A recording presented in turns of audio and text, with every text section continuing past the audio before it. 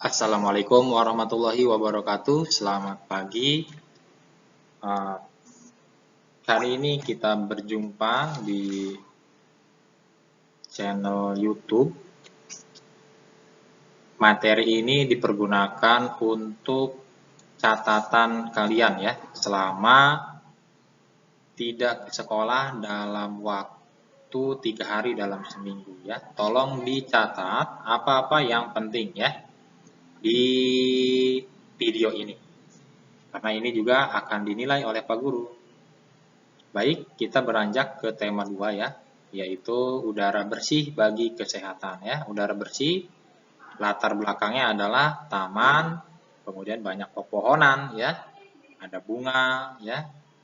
Nah, itu dicerminkan udara yang bersih karena banyak mengandung oksigen ya. Baik. Nah, ini dia cara tubuh mengolah udara bersih, yaitu kita akan mencari informasi penting dari teks ya. Informasi adalah sekumpulan fakta yang menggambarkan sebuah peristiwa atau kejadian tertentu. Ingat ya, fakta atau kejadian, informasi ya. Jadi kalian harus ingat ini. Kemudian informasi dapat membuat seseorang mengetahui dan memahami sesuatu. Jadi kalau informasinya gagal atau setengah-setengah ya berarti taunya ya setengah-setengah. Ya. Kemudian salah satu cara memperoleh informasi adalah dengan membaca teks dengan cermat. Jangan langsung menyimpulkan, tapi bacalah dengan cermat dan teliti ya. Apapun itu kalian harus baca dengan cermat. Jangan menyimpulkan di awal ya. Baca kalau misalkan ragu berulang-ulang. Seperti itu.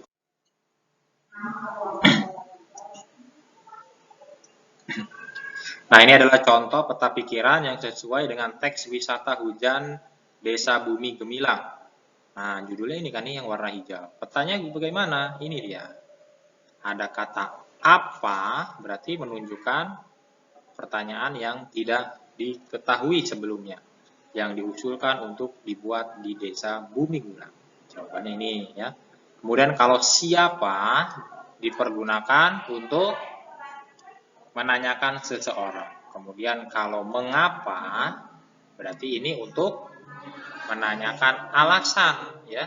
Jadi jawabannya karena.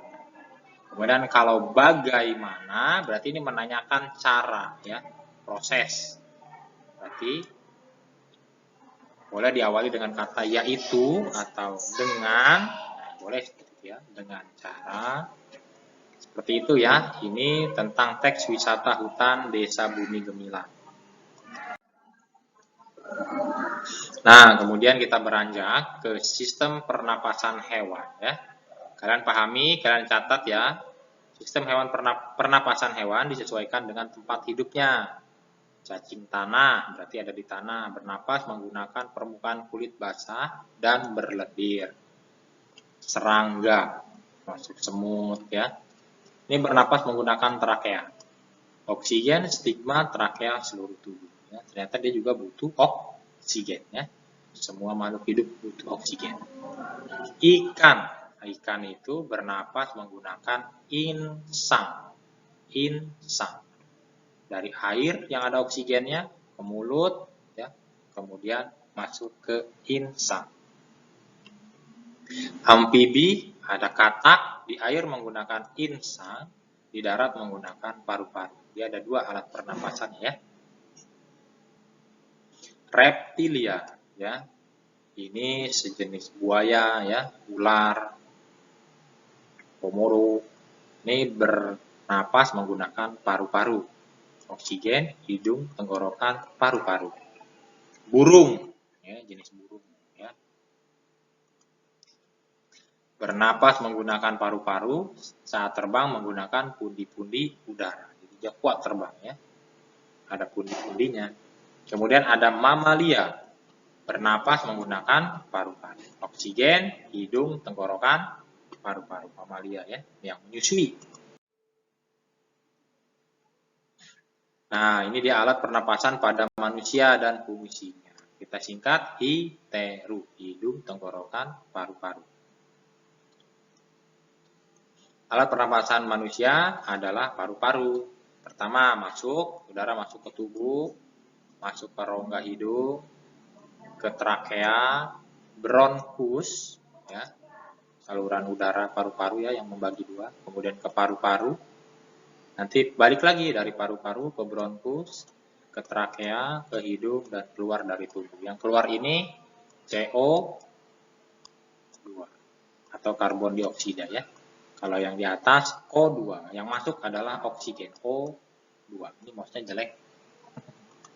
Lanjut lagi. Nah, ini dia nih bagian dan fungsinya ya. Ada 3 hiteru, hidung, tenggorokan, paru-paru. Nama lain tenggorokan trakea ya. Hidung menyaring debu dan kotoran yang berasal dari udara. Kita ada bulu hidungnya, nah itu fungsinya ya. Kemudian mengatur suhu kelembaban udara untuk mempermudah proses penyebaran gas dalam tubuh. Biasanya itu hidung itu fungsinya itu ya, menyesuaikan suhu. Kemudian trakea tenggorokan. Beda ya kerongkongan dengan tenggorokan. Penghubung antara bagian hidung dan paru-paru. Kemudian ini menyaring kembali udara yang masuk dan mengantarkan udara tersebut ke paru-paru. Ya, pipa ini ya, trakea itu tenggorokan. Kemudian ada paru-paru terdiri dari bronkus, broncheolus, kemudian ada alveolus. Bronkus 2 percabangan dari trakea ya. Ada ini ya. Nah, kayak gini cabang ya. Itu disebut bronkus. Kalau broncheolus itu percabangan bronkus ya. Dia ada kanan kiri ya paru-paru. Nah, itu disebut broncheolus. Kemudian bagian-bagiannya, pertukarannya O2 dan CO2 itu disebut alveolus ya di bagian paru-paru. Ada 3 ya bagian paru-paru itu ya.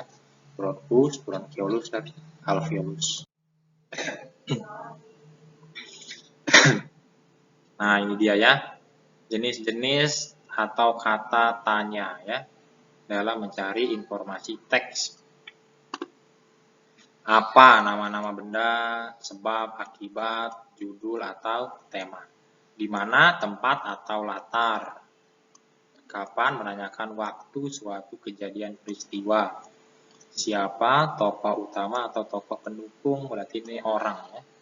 Mengapa, alasan suatu masalah dalam teks. Kemudian kalau bagaimana cara membuat, proses, urutan, pendapat, atau sikap ya.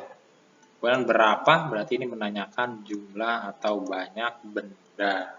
Ya, ini ada dia, catat nih pertanyaan ini nih ya. Kemudian, nah ini dia ada tanda nada. Kita nanti banyak nyanyi di sini ya. Diatonis dan ini ada bagiannya. Tangga nada, pengertiannya adalah urutan nada yang disusun secara berjenjang. Ingat ini, berjenjang ya nanti. Tangga nada diatonis adalah rangkaian 7 nada dalam satu oktav yang memiliki susunan tinggi nada yang teratur. Ini dia nih nada dalam mayor. Diatonis mayor berjarak 1-1 setengah, 1-1-1 setengah. Ini ya. Ini diingat-ingat ya aja, nanti kita praktek ya. Ciri-ciri lagu dengan tangga nada diatonis mayor. Mayor biasanya sifatnya riang gembira atau bersemangat.